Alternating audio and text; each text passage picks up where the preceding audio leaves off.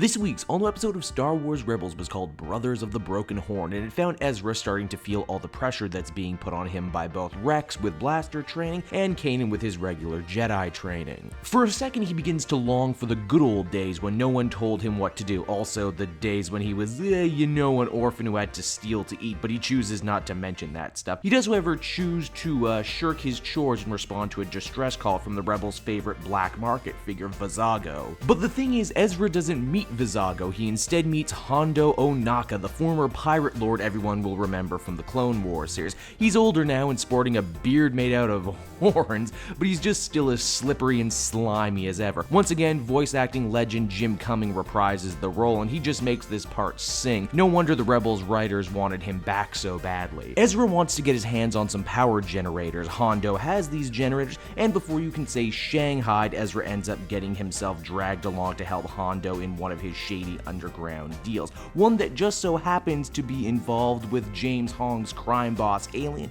from the very first Lando episode. Oh, and speaking of Lando, Ezra lies and tells Hondo that he is Lando. Man, you gotta love the universe within a universe that Star Wars Rebels has built up for itself. Ezra and Hondo end up making quite a team actually, even though it's a constant game of one trying to screw the other over. But the real hero in all of this ends up being Chop, who after a season and a half of playing defense actually gets to bust some blaster caps into some alien asses this episode. The big takeaway from Brothers of the Broken Horn seems to be how different Ezra's life could very well have been if he didn't meet up with Kanan and the crew of the Ghost. If he never learned to trust, in short, he could have ended up just like Hondo, a good pirate but ultimately very, very alone in a very big, uncaring galaxy. I also really dig the subtext that's going on in this episode. As I've brought up in past reviews, Hera and Kanan kind of are the mother and father of the team. Ezra's like their surrogate son, and his whole adventure in this episode was like him stealing the family car and running away to join the circus for a little bit, only to come back home at the end. It also strikes me too that perhaps the crew of the Ghost is putting a lot of pressure on Ezra. I mean, he's